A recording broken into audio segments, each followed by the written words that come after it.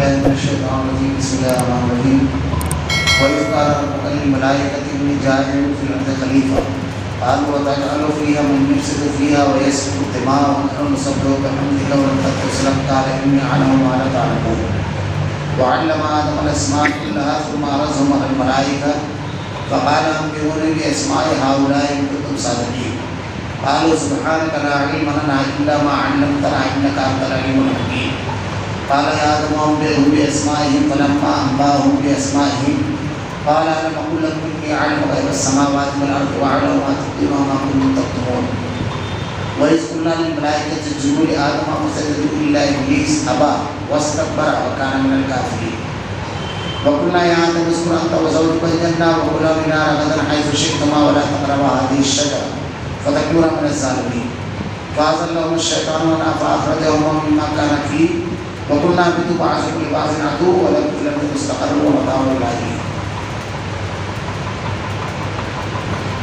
جب تیرے رب نے فرشتوں سے کہا کہ میں زمین میں خلیفہ بنانے والا ہوں تو انہوں نے کہا ایسے شخص کو کیوں پیدا کرتا ہے جو زمین میں فساد کرے اور توڑ مارے. ہم تیری تسبیح حمد اور پاکیزگی بیان کرنے والے ہیں. اللہ تعالیٰ نے فرمایا جو میں جانتا ہوں تم نہیں جانتے. اور اللہ تعالیٰ نے آدم کو تمام نام سکھا کر ان چیزوں کو فرشتوں کے سامنے پیش کیا اور فرمایا اگر تم سچے ہو تو ان چیزوں کے نام بتاؤ. ان سب نے کہا اے اللہ تیری ذات پاک ہے, ہم تو صرف اتنا ہی علم ہے, ہمیں تو صرف اتنا ہی علم ہے جتنا تم نے ہمیں سکھا رکھا ہے. پورے علم و حکمت والا تو تو ہی ہے. اور اللہ تعالیٰ نے حضرت آدم علیہ السلام سے فرمایا تم ان کے نام بتا دو. جب انہوں نے بتا دیے تو فرمایا کہ میں نے تمہیں پہلے ہی نہ کہا تھا زمین اور آسمان کا غیب میں ہی جانتا ہوں اور میرے علموں میں ہے جو تم ظاہر کر رہے ہو اور جو تم چھپاتے تھے.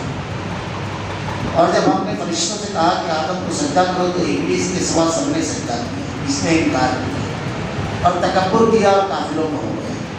اور ہم نے کہہ دیا اے آدم تم اور تمہاری بیوی جنت میں رہو, جہاں کہیں سے چاہو بفراغت کھاؤ پیو, لیکن اس درختوں کے قریب بھی نہ جانا ورنہ ظالم ہو جاؤ. لیکن شیطان نے ان کو بہکا کر وہاں سے نکلوا ہی دیا اور ہم نے کہہ دیا کہ اتر جاؤ, تم ایک دوسرے کے دشمن ہو اور ایک وقت مقرر تک تمہارے لیے زمین میں ٹھہرنا اور فائدہ ہوگا. وَإِذْ قَالَ رَبُّكَ لِلْمَلَائِكَةِ إِنِّي جَاعِلٌ فِي الْأَرْضِ خَلِيفَةً. اور جب تیرے رب نے فرشتوں سے کہا کہ میں زمین میں خلیفہ بنانے والا ہوں. اللہ رب العالمین نے جب حضرت آدم علیہ السلام کی پیدائش کا ارادہ کیا فرمایا تو اللہ نے یہ چیز فرشتوں کے سامنے پیش کی. فرشتے اللہ رب العالمین کی مخلوقات جو ہیں تو ان مخلوقات میں یہ مخلوق ایسی ہے جسے اللہ رب العالمین نے نور سے بنایا. اور فرشتے جو ہیں اللہ رب العالمین نے ان کے اندر برائی کی اور گناہ کی صفت ہی نہیں ہوتی, یعنی نافرمانی اور گناہ کا کوئی کام یہ صفت ہی اللہ رب العالمین نے کیا نہیں رکھی, یہ نہیں کرتے. اللہ رب العالمین نے ان کو جس کام کے لیے متعین فرما دیا ہے وہی کام کرتے ہیں. الگ الگ کام ان کے فرشتوں کے ہیں جو اللہ رب العالمین نے احادیث میں اور قرآن مجید میں بیان فرمایا. کسی کا کام ہے روح کو قبض کر لینا. بعض فرشتوں کا معاملہ یہ ہے کہ وہ صبح اور شام انسانوں کے اعمال تقدیر جو ہوتی ہے وہ لے کر نکلتے ہیں. تو عصر کی نماز کا ٹائم جو ہوتا ہے وہ فرشتوں کی تبدیلی کا وقت ہوتا ہے, یعنی عصر سے عصر ہوتا ہے. تو جو وقت عصر کا ہوتا ہے تو فرشتے جب آسمان پہ چڑھتے ہیں تو اللہ رب العالمین سے کہتے ہیں کہ ہم جب گئے تھے تیرے بندوں کو ہم نے تیری عبادت میں مشغول پائی, اور جب لوٹے بھی تو اسی حالت میں تھے کہ وہ تیری عبادت میں مشغول تھی. اسی لیے صلاۃ الوسطیٰ کی بڑی اہمیت ہے.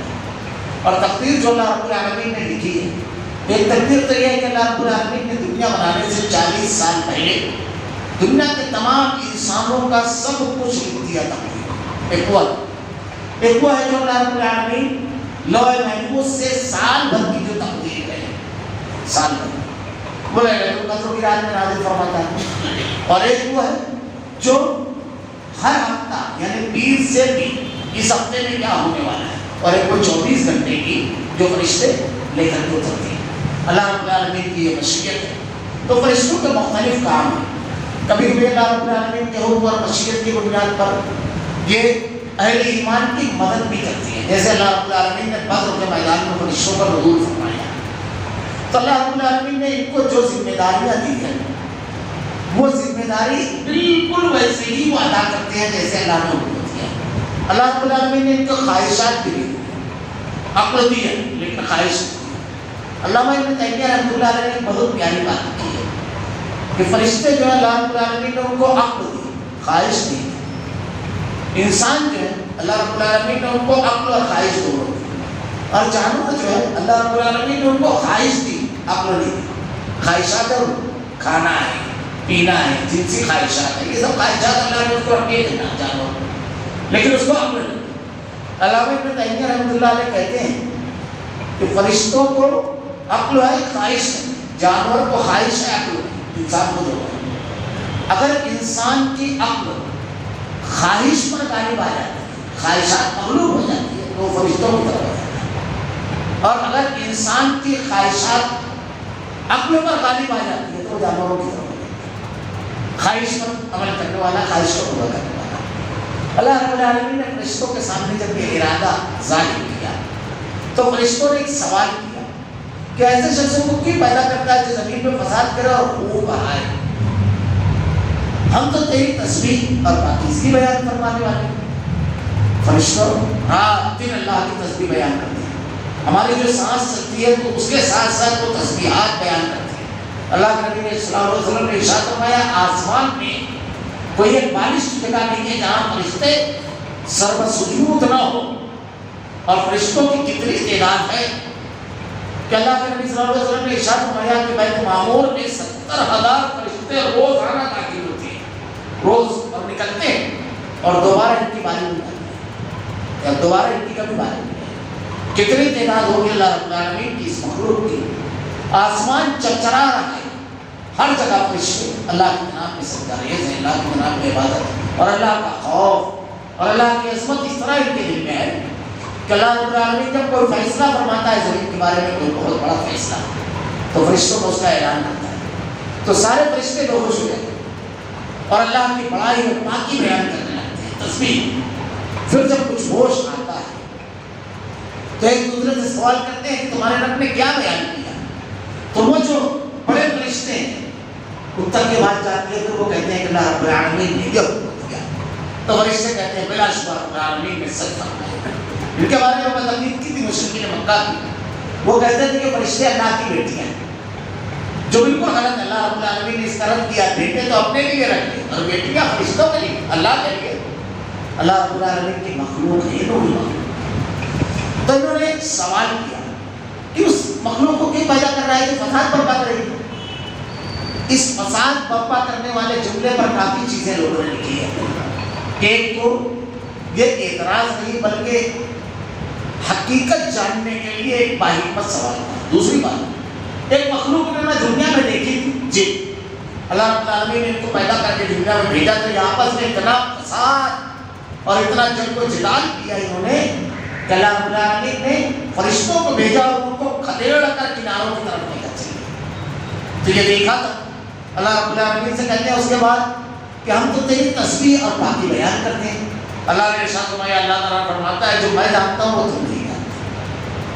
اللہ رب العالمین تمام چیزوں کو قیامت تک جو ہونے والی ہے, انسان جو کرنے والا ہے, سب جانتا ہے رب العالمین. کیونکہ اس میں اللہ رب العالمین ایسے بھی بندوں پیدا فرمائے گا جو رات دن اللہ کی عبادت کریں گے, جو اللہ کے دین کو پھیلانے کی کوشش کریں گے. انبیاء, صدیقین, شہداء, صالحین, علماء سب ہوں گے, ہر قسم کے لوگ. اللہ رب العالمین نے ارشاد فرمایا کہ جو میں جانتا ہوں وہ تم نہیں جانتے. وَعَلَّمَ آدَمَ الْأَسْمَاءَ كُلَّهَا ثُمَّ عَرَضَهُمْ عَلَى الْمَلَائِكَةِ. اللہ نے آدم کو تمام نام سکھا کر ان چیزوں کو فرشتوں کے سامنے پیش کیا. قَالَ أَنبِئُونِي بِأَسْمَاءِ هَؤُلَاءِ إِن كُنتُمْ صَادِقِينَ, اگر تم سچے ہو تو ان چیزوں کے نام بتاؤ. اللہ رب العالمین نے حضرت آدم علیہ السلام کو پیدا فرمانے کے بعد آپ کو تمام چیزیں سکھائی, تمام چیزوں کے نام بتائے, اسماء کی چیزوں کے نام بتائے. اس سے یہ بھی, اس سے پہلے بھی یہ گفتگو آ چکی کہ کوئی بھی شخص کو اللہ رب العالمین نے پڑھا لکھا نہیں پیدا کیا. پیدا کرنے کے بعد کیا تو علم دیا, جیسے حضرت آدم علیہ السلام یا انبیاء کرام جن کو وحی میں سے بھیج دیا. اور دنیا کی تمام مخلوق کو اللہ رب العالمین نے واللہ اخرجکم من بطون امہاتکم لا تعلمون شیئا ان السمع والبصر، ہم نے تم کو تمہاری ماؤں کے پیٹ سے اس حالت میں نکالا کہ تم کچھ نہیں جانتے، کچھ نہیں جانتے. ان السمع والبصر، علم لے کر نہیں، ذرائع علم حاصل کرنے کے صرف دو ذریعے، ناک، معاف کیجیے گا، کان اور آنکھ، یہ دو ذرائع علم حاصل. ان السمع والبصر، یہ دو ذرائع. تو ہم نے ذریعہ علم دے کر بھیجا، علم حاصل کرنے کے ذرائع علم دے کر نہیں بھیجا. اب تم کو کوشش کر کے علم حاصل کرنا. اور یہاں اللہ رب العالمین نے حضرت آدم علیہ السلام کو چیزوں کے نام بتائے. علم کی اہمیت اور فضیلت سمجھ میں آتی ہے قرآن مجید پڑھنے کا. اللہ رب العالمین نے علم کی فضیلت جو بیان کی ہے، اللہ نے کہا عالم اور جاہل برابر نہیں ہو سکتے. علم کی اہمیت کا اندازہ اس سے لگائیے کہ اللہ امام بخاری رحمۃ اللہ علیہ نے باب باندھا ہے، پہلے علم پھر ایمان. آدمی پہلے کہ جانے گا کہ اللہ ایک ہے، پھر یہ مانے گا اللہ ایک ہے. جاننا ضروری ہے اس کے لیے. جب تک مانے گا، اللہ رب العالمین نے قرآن مجید میں پہلی وحی جو نازل فرمایا، اس میں فرمایا اقرا، پڑھ بسم ربک الذی خلق، اپنے رب کے نام سے. یہاں پر ایک چیز اور ذرا تو سمجھ لینا چاہیے. علم جو ہے اللہ رب العالمین نے علم کو مفید بنایا. شریعت میں علموں کی دو تقسیم ہے، دنیاوی اور دینی. یہ تقسیم نہیں ہے، بلکہ کون سی تقسیم ہے؟ علم نافع اور غیر نافع کی تقسیم ہے. ہم لوگ دعا پڑھتے ہیں اللہم انی اسألک علما نافعا، نفع دینے والا ہے. اب اگر آپ کوئی محنت مزدوری کرتے ہیں، حلال روزی کماتے ہیں، مسجد بناتے ہیں، حلال روزی کما کر اپنے بچوں بیوی کا پیٹ مارنا ہے اور اس کے بعد لوگوں میں صدقہ اور خیرات کر رہے ہیں، اللہ کے راستے میں مال خرچ کر رہے ہیں، بس بہترین. اور یہی علم اگر آپ نے کسی کو سکھا دیا تو صحیح مسلم کی جو روایت ہے کہ مرنے کے بعد آدمی کو تین چیزیں فائدہ پہنچاتی ہیں: ولد صالح اور علم منتفع بہ، نفع دینے والا علم. تو جو علم بھی نفع دینے والا ہے، نافع. اب یہ ایک تقسیم ہوئی. دوسری بات، اللہ رب العالمین نے علم کو محفوظ کیا. ہر چیز کی ایک حد ہوتی ہے اور حدود سے جب وہ تجاوز کرتا ہے تو وہ نافع کے بجائے نقصان دہ ہو جاتا ہے. کھانا چاہیے، آپ کھان پہ کھا لیجیے، اس سے زیادہ آپ کھائیں گے تو آپ کے لیے نقصان دہ. سونا، چلنا، اٹھنا، بیٹھنا، ہر چیز اس کی حدود ہوتی ہے. اللہ رب العالمین نے علم کے لیے ایک ضابطہ اور حد بتائی. علم نافع کب رہے گا؟ اقرا بسم ربک الذی خلق، جب وہ رب سے لگا ہوا ہوگا. اگر علم کو رب سے الگ کر دیا جائے تو علم تو رہتا ہے، نافع نہیں. اور اس کی مثال سینکڑوں لاکھوں مثالیں اس کی طرح سے. علم رہے گا، نافع نہیں ہے. جیسے مسئلہ ہے آج دنیا کے اندر علم کی کوئی کمی نہیں. یورپ میں کتنا علم ہے لیکن بوڑھے دارالصوفہ اولڈ ہوم میں زندگی گزارتی ہے. دنیا میں پہلے نمبر کی جو تصویر آئی تھی وہ کیا تھی جانتے ہو؟ وہ تصویر یہ تھی کہ ایک صومالیہ کے قحط زدہ علاقے میں 6 سال کی معصوم بچی جس کی تمام ہڈیاں گنی جا سکتی، ایسی تھی روپیہ کا. وہ اقوام متحدہ کی جانب سے جو خوراک کے مراکز تھے اس طرف جا رہی تھی خوراک حاصل کرنے. میں کہا تھا کمزوری کی بنیاد پر وہ ایک جگہ بیٹھ گئی. اب ایک گیت اس کے انتظار میں بیٹھ گئے. پچھلے دنوں پہلا نمبر اس تصویر کو دیا گیا تھا. ایک فوٹوگرافر نے یہ منظر دیکھا کہ گیت اس انتظار میں ہے کہ بچی کی موت ہو اور میں اس کو کھاؤں، یعنی اپنی خوراک اس کو اس وقت ملے گی جب کہ مرے گی، اور بچی زندہ رہنے کے لیے خوراک حاصل کرنے کے لیے جائے. تو تصویر ایک کی کہانیاں آنے اس نے فوراً اس فوٹو کو کھینچ لیا. اور جب وہ بین الاقوامی سطح پر وائرل ہوا تو دنیا ششدر رہ گئی اور اس کو ایک نمبر فوٹو مانا گیا. اب اس کے بعد کیا ہوا جانتے ہیں؟ دنیا بھر کے انعامات اور اعزازات سے اس کو نوازا گیا. لیکن ایک اور واقعہ ہوا، صحابی سے لوگوں نے سوال کرنا شروع کیا اس فوٹوگرافر سے کہ تم نے اس معصوم فرشتے کو جو کسی کی جگر کا ٹکڑا تھا، بھوک اور پیاس اور نکاحت جس کو چلنے نہیں دے، پورا کی مرکز تک اس کو پہنچایا تھا. تیسرا دن اس کو اس فوٹوگرافر نے خودکشی کری. تیسرے کیونکہ اس نے نہیں پوچھا. یہ ہے انسان، یہ مر جاتی ہے انسانیت ایک دم۔ ابھی ایک خبر آئی کہ ایک شخص اپنے گھر میں 1 سال کمپلیٹ مرا پڑا ہے، 1 سال تک، پڑوسیوں کو اس کی خبر نہیں۔ علم بہت، لیکن اخلاق، مروت، انسانیت ابھی مقدمہ پڑھنے میں آیا۔ ایک خاتون نے اپنے بیٹے پر مقدمہ دیا کہ میرے بیٹے کو اس کا پابند بنایا جائے کہ اس کو 3 گھنٹہ دے گی، کیونکہ اپنے کتے کو وہ روزانہ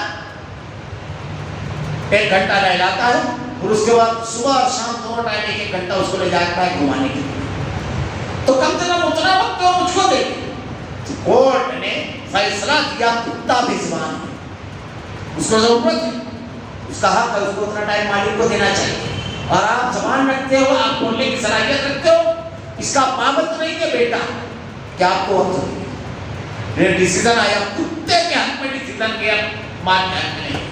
خیر، ہمارے یہاں جتنے بھی بڑی بڑی پوسٹوں پر لوگ موجود ہیں، ہندوستان میں کرپشن کتنا ہے آپ جانتے ہیں۔ ابھی ایک خبر آئی تھی تو میں تو بڑا اس پر وہ ہو گیا، یعنی ہمارے یہاں ایک محکمہ اینٹی کرپشن ختم کرنے کا محکمہ، تو اس محکمے کا کام ہے کہ رشوت خوری کو پکڑنا۔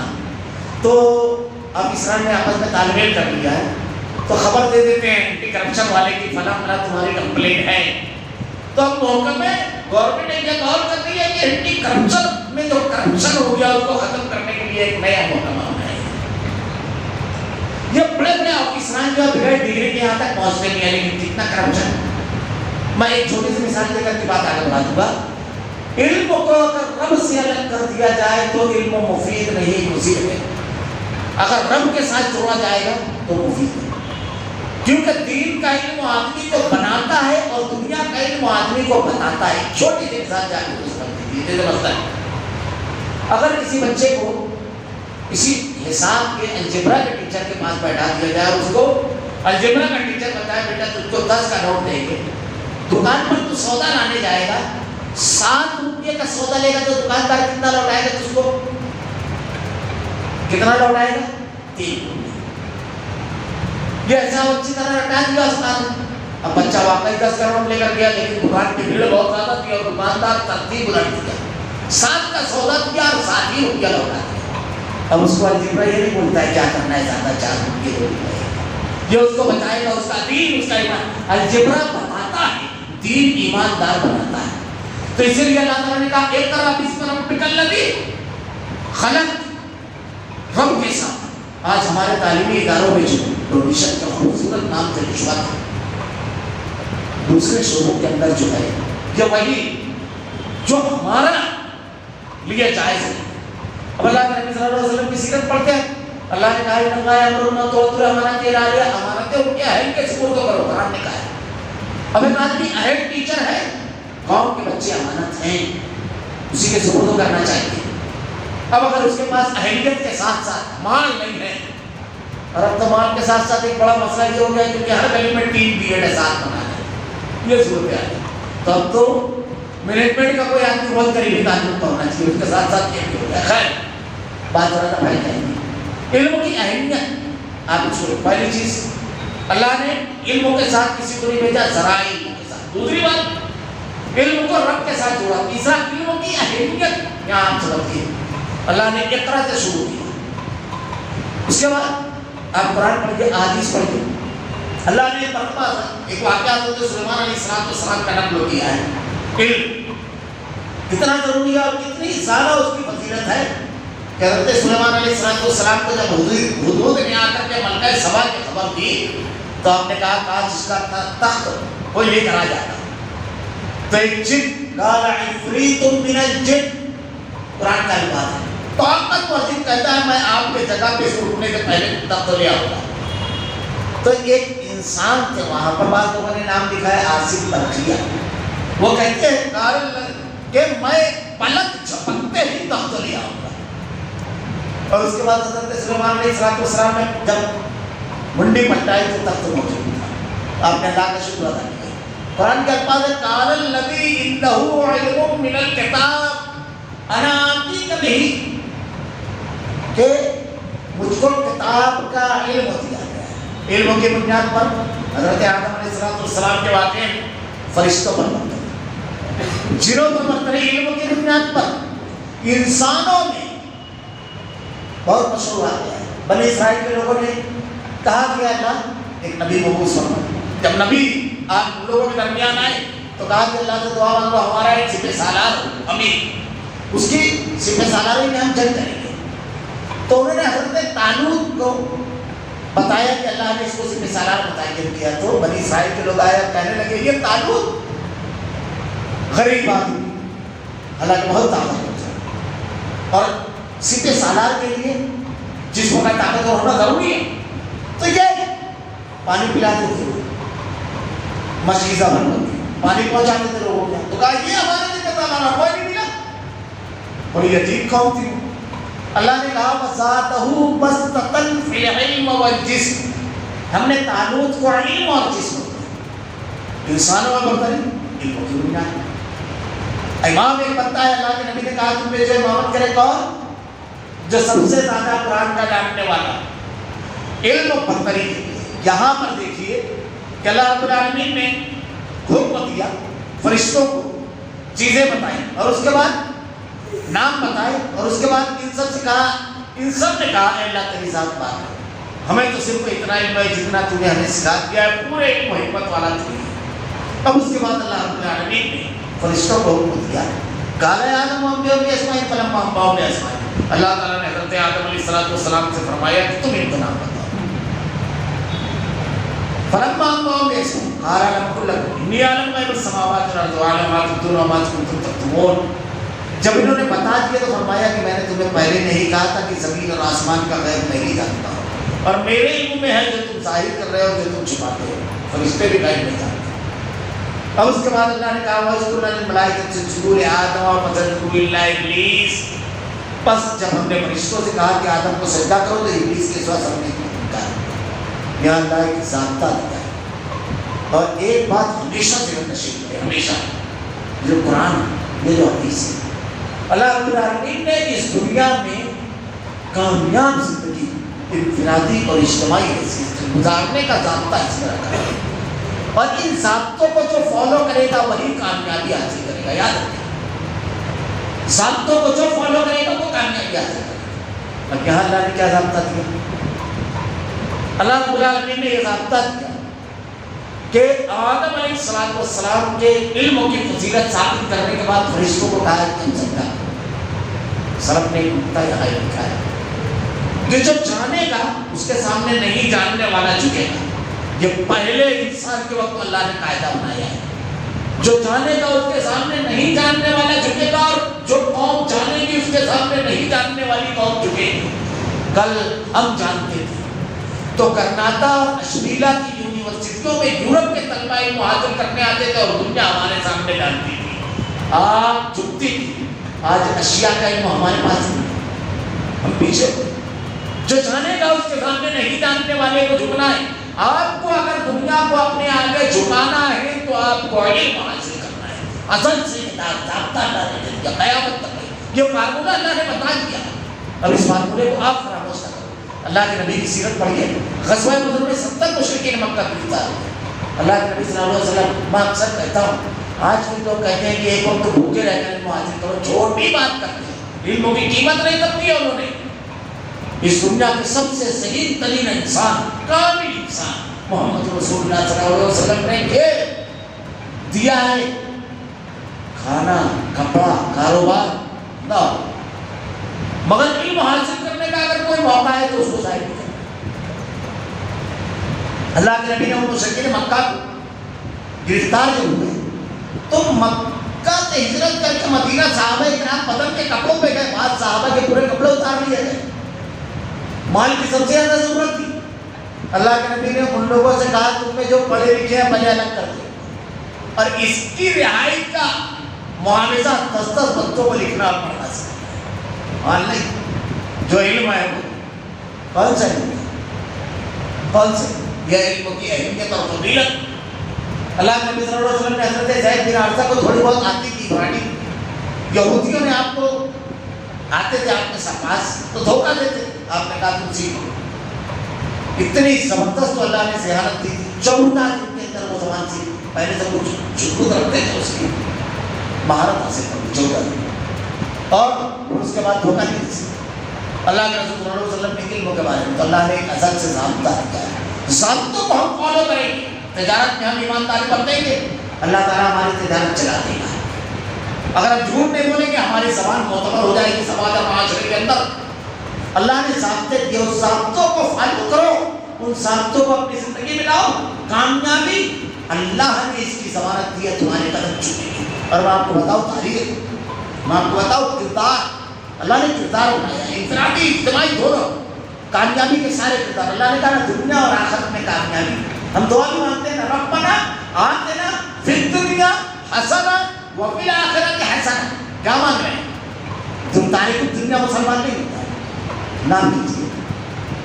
دنیا کی قیادت اور سیادت کے لیے اللہ نے اس قوم کو پیدا کیا ہے، تو یہ ذرا سا الگ باعث چلی جائے گی، ورنہ اس دور کے تمام جدید تحقیقات کی ماہر، میں کوئی جذباتی بات نہیں ہے اسلام کے لیے، اسلام کیونکہ جو مخلوق کی پرستش کرے وہ مخلوق کی حقیقت کیا جانے گا۔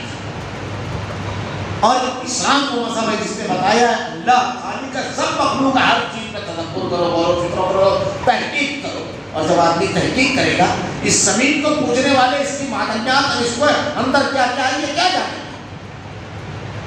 سورج کو پوجنے والے اس کی تمازت، اس کی حدت، اس کا برابر نظام شمسی کے اندر رہنا اور زمین سے ایک برابر فاصلہ ہونا، اگر کم ہوتا تو نقصان کیا ہوتا، تو زیادہ ہوتا تو کیا ہوتا، وہ کیا ہے؟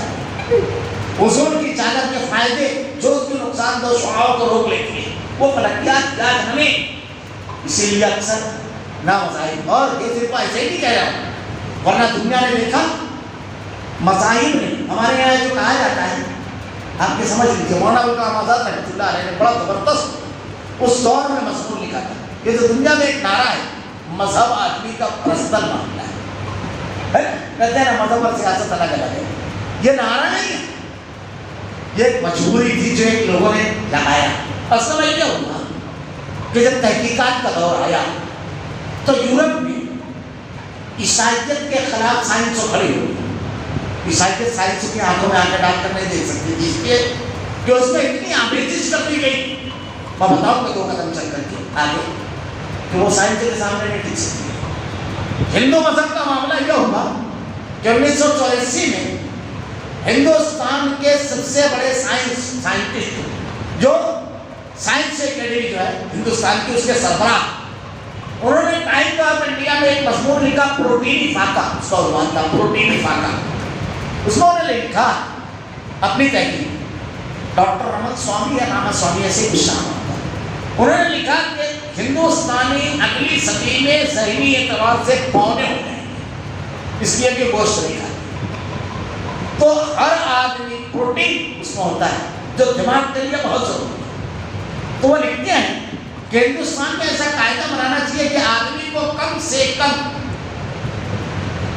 250 گرام گوشت ایک ہفتے میں یا کم سے کم مہینے بھر میں کھانا کمپلسری۔ تو اس وقت بہت کمزور چھوٹی سی پارٹی تھی بھاجپا، انہوں نے ان کے خلاف اسٹرائک کیا، معافی مانگی، ان کو ہٹ جانا پڑا استعفیٰ دے کر کے، لیکن اس سچائی سے فرار نہیں کیا کر سکتا۔ اللہ رب العالمین نے جو دنیا میں جاندار پیدا کیے ہیں، تو جو سبزی خور ہیں ان کے دانت بالکل سیدھے ہوتے ہیں، جو گوشت خور ہیں ان کو یہ 2 نوکیلے دانت ہوتے ہیں۔ انسان کے جبڑے کی ساخت تو اللہ نے ایسی بنائی ہے کہ سبزی خور بھی اور گوشت خور، وہ ایک الگ طرح کا باعث چلی جائے گی۔ یورپ کے اندر تعلیم پر ایک لمبی مدت تک کی ہوئی، یورپ میں سائنس کا، میں ایک مثال دے رہا ہوں، دنیا کے مذاہب سائنس کے سامنے کھڑے نہیں ہو سکتے تھے، معاف کیجیے گا، اسلام اس نقد سے پاک ہے، وہ سائنس کی آنکھوں میں آنکھیں ڈال کر بات کرتا ہے، اس کی تحقیقات غلط ہو سکتی ہے، قرآن اور حدیث میں۔ خیر، تو کیا ایک لمبی مدت تک تھا کہ زمین پر حضرت عیسیٰ علیہ السلام اترے ہیں، اس لیے زمین مرکز ہے اور کائنات کے تمام سیارے، ستارے، ثوابت اس کے گردو گردش کر رہے ہیں۔ اب جب تحقیقات ہوئی تو لوگوں نے کہا نہیں، یہ تو خود اپنے نظام شمسی پہ گردش کر رہے ہیں، یہ تو خود اپنے مدار میں گردش کر رہے ہیں، ایسا نہیں ہے. یہ سورت کا جو نظام شمسی ہے آج تو بچہ بھی بتاتا ہے. جب یہ پیش کیا گیا تو ان کے عقیدے پہ تھا کہ ان کی زمین اس لیے یہ اتنی مقدس ہے, اتنی اہم ہے, اس لیے کہ حضرت عیسیٰ علیہ السلام اللہ کے بیٹے ہیں, اس پر نازل ہوئی. اب یہ عقیدہ چل نکلا تھا. جب اس کے خلاف سائنسدانوں نے پیش کیا تو آپ تاریخ کے اس مشہور واقعے کی طرف جائیے. خلیلیو بہت بڑا سائنٹسٹ گزرا ہے, زندگیہ کا بہت بڑا ہے. اس کو چرچ میں بلایا گیا, تاریخ کی کڑوی حقیقتیں بیان کر رہا ہوں. چرچ میں بلایا گیا, اس کے اوپر مقدمہ چلا تو اس نے معافی مانگی. معافی مانگ کر جب وہ لوٹنے لگا تو چرچ کے دروازے پر پہنچ کر کے پلٹا اور پلٹ کر کے کہتا ہے میں معافی تو مانگ لی لیکن میں یہ بات علم اور تحقیق کی اس کو جیل میں ڈال دیا. تو جب یہ علم کا دور آیا تو مذاہب اس کا مقابلہ نہیں کر سکتے تھے. سیاست اس لیے نہیں تھی کہ یورپ کے اندر پروٹسٹنٹ اور رومن کیتھولک میں جو جنگیں ہوئی ہیں تو چرچ کو انہوں نے استبل بنا دیا. ہندوستان میں ذات پات کا جو نظام تھا تو مذاہب سیاست اور حکومت کے لائق نہیں تھے کیونکہ یہاں پر انصاف نہیں تھا. امریکہ میں کالے اور گورے کا نسلی تفاوت جو تھا تو انہوں نے ایک نعرہ دیا پوری دنیا کو, سیاست اور مذہب الگ ہے, فرار رہ گئے. یہ مسلمانوں کا نعرہ ہے, معاف کیجیے گا.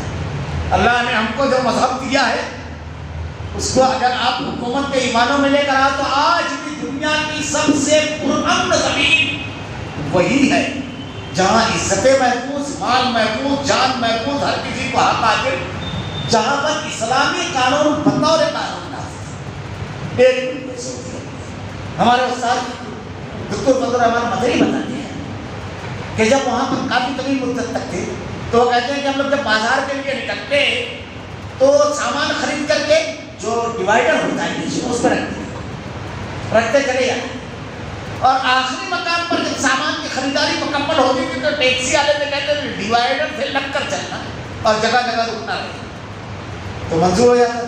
بس جاتے تھے اور اپنے سامان اٹھا کر کیوں وہ سامان پر نظر جب ڈالتا ہے آدمی تو نیت خراب ہونے سے پہلے اس کے اپنے ہاتھ پہ نظر ڈالنی چاہیے. یہ ہاتھ کا کیا یہی چلا جائے گا. ایک آدمی کے بارے میں مجھ سے کہا گیا کہ حافظ صاحب یہ عمرہ کے لیے نہیں جا رہا ہے حج کے لیے, لوگ اس کو پیسہ دے رہے ہیں حج کرنے جانے کے لیے, تیار نہیں. بامبے کی بات ہے, میں پروگرام لے گیا تو ذرا سا آپ سمجھائیے شاید مان جائے.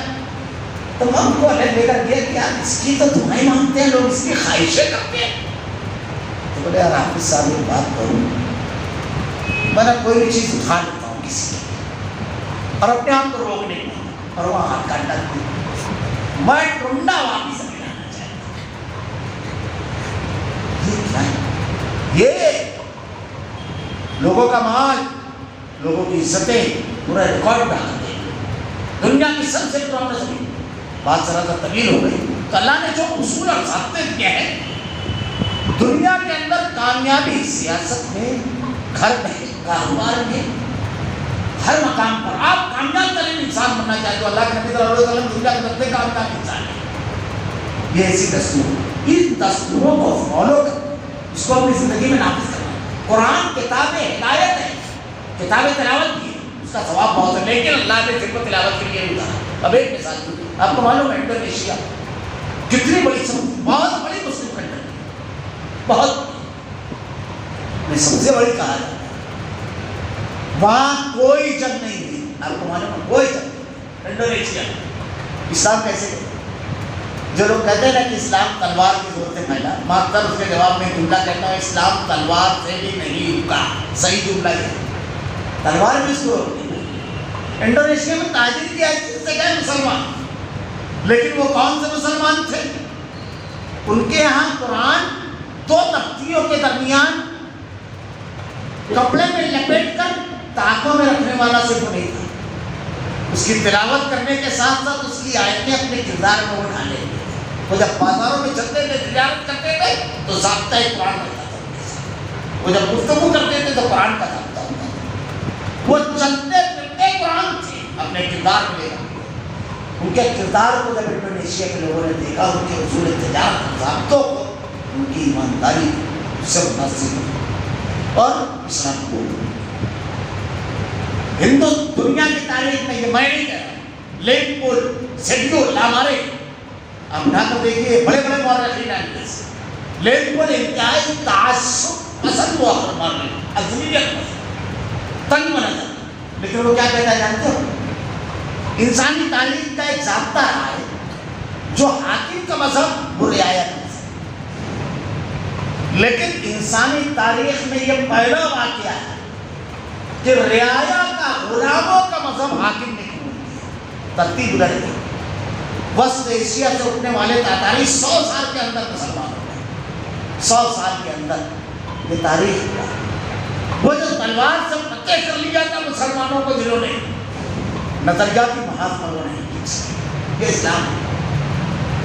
وہ 100 سال کے اندر، اسی کو علامہ اقبال نے کہا، یہ پورے جو مغل تھے یہ تاتاری تھے، اور اورنگزیب کے دور میں کافی دینی خدمات ہو گئے، تو اقبال نے اسی نے کہا تھا، اے ایا یورش تاتار کے افسانے سے پاسباں مل گئے کعبے کو سنم کھانے سے، یہ اسی طرح سے اقبال نے کہا۔ تو اللہ رب العالمین نے ضابطہ دیا۔ میں یہاں پر بس یہ اگلی بات کہہ کرتے ہیں، بات فرشتوں نے کہا آدم کو سجدہ کرو، فرشتوں نے کہا آدم کو سجدہ کرو، ابلیس کے سوا سب نے سجدہ کیا۔ مطلب ابلیس فرشتوں میں سے نہیں تھا، ایک الگ مخلوق ہے، وہ فرشتہ ہے، وہ جنوں میں سے تھا، اور عبادت کرتے کرتے وہ فرشتوں میں شامل ہو گیا تھا۔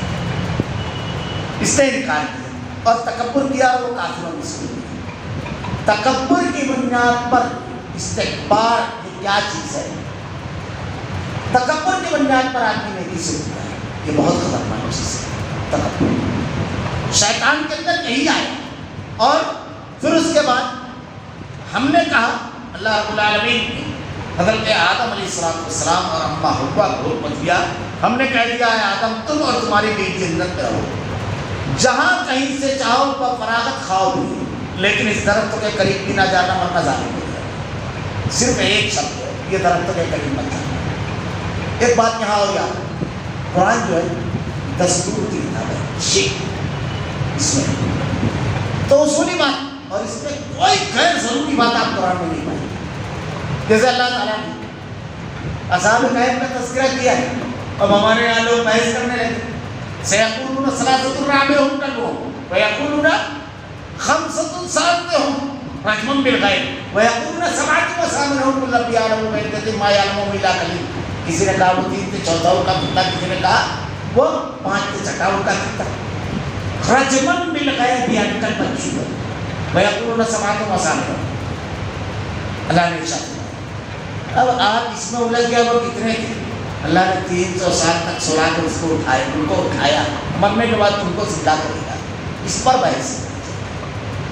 ہمارے یہاں دیکھیے حضرت یوسف علیہ السلام کے واقعے میں امراۃ العزیز جو ہے، اس کا نام آپ کو قرآن و حدیث میں کہیں نہیں ملے گا، ہر جگہ ملے گا امراۃ العزیز، لیکن ہمارے یہاں بچے سے بھی پوچھے تو پٹ سے زلیخا بتائے گا، حالانکہ اس میں اصل کیا ہے کہ امراۃ العزیز گناہ کی دعوت دینے والی اور یوسف گناہ سے بھاگنے والا، بلکہ اس میں تو بہت عجیب معاملہ ہے۔ ایک جگہ نکاح میں شریک ہوا تو حضرت والا نکاح کے بعد ایک لمبی دعا مانگی، اس میں آدم کو محبت جو حق واسطے تھی، تو کہتے وہ کیا کہتے جو زلیخا کو یوسف سے، میں تو بڑا پریشان ہوں۔ تو اب چونکہ بڑا جارحانہ انداز تھا ان کا، سب کو ڈانٹ ٹپٹ کر رہے تھے، تو میں نے نوشا کو ساتھ کیا، تو کہا مولوی صاحب میں ذرا سا آپ کو تنہائی بات کرنے لگا، میں طرف لے کر گیا، مولا شیخ آپ دعا دیے کہ زلیخا اور یوسف، تو یہ تو ناجائز محبت کی زلیخا تھی، وہ شوہر والی تھی اور اپنے شوہر سے دغا کی، تو آپ اس کو کون سی محبت کی دعا دیں گے؟ تو دلہا ہفتے سے پڑ گیا، بولے کیا مولا یہ کون سی دعا کا نام ہے؟ تو وہ دعا کی واپسی کا تو کوئی سسٹم نہیں۔ تو میں نے کہا شیخ یہ لایا آپ کہاں سے لایا؟ تو دیکھیے غیر ضروری چیزوں میں ہمارے یہاں لوگ رہ چاہتے ہیں، قرآن غیر ضروری چیزیں بیان نہیں کرتا۔ اب یہاں بھی آدم کا جو کہا نا کہ اس درخت کے قریب نہ جانا، تو اس میں اہم چیز کیا ہے؟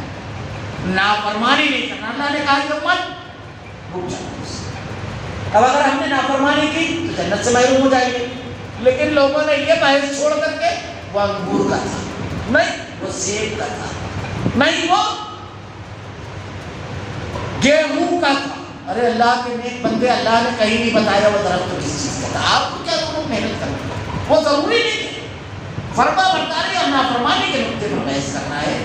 آپ جتنی فرما بردار رہیں گے, اصولوں کو جتنا زیادہ پابند اصول کے رہیں گے, اتنے کامیاب رہیں گے. آپ نے اصولوں کو توڑا, ناکامی وہیں سے شروع ہوتی. آ گیا یہاں پر وہی معاملہ جو میں نے ابتدا میں کہا, تو نافرمانی کی. حضرت آدم علیہ السلام رحمہ اللہ, یہ ہوا کیسے, اس کا ایک جو فیکٹر اس کے ساتھ ساتھ ہمارے ساتھ لگا ہوا ہے, انشاءاللہ اس کی تفصیلات معاہدہ آپ کا بیان کروں گا. شیطان کیسے بن جاتا ہے, وہ چیز ہم لوگوں کو نظر میں رہتی ہے جو سب سمجھ جاتے ہیں, لیکن اللہ نے شیطان کے اس چال کو قرآن میں بیان کیا, فرمایا ہے نفسیاتی بحث جس کو بولے گا سائیکالوجیکل, جو سمجھ میں نہ آئے اور وہ کام کر جائے. اللہ نے اس وار کو اس کو ہمارے سامنے کر دیا. یہ اللہ کا بڑا کرے, انشاءاللہ آئندہ کرتا ہوگا. اللہ رب العالمین سے دعا ہے رب العالمین انبیاء کے واقعات میں جو اسباق رب العالمین جو ضابطے دینے دیتے ہیں, رب العالمین ان ضابطوں پر عمل کرنے کی توفیق دے. الہ العالمین تیرے کلام کی آیتیں, تیرے نبی کی احادیث کو ہمارا کردار اور عمل بنا دے رب العالمین. باعمل مسلمان بنا رب العالمین. الہ العالمین ہمارا خاتمہ ایمان پر فرما. ربنا لا تزغ قلوبنا بعد إذ هديتنا وهب لنا من لدنك رحمة إنك أنت الوهاب. سبحانك اللهم وبحمدك أشهد أن لا إله إلا أنت أستغفرك وأتوب إليك.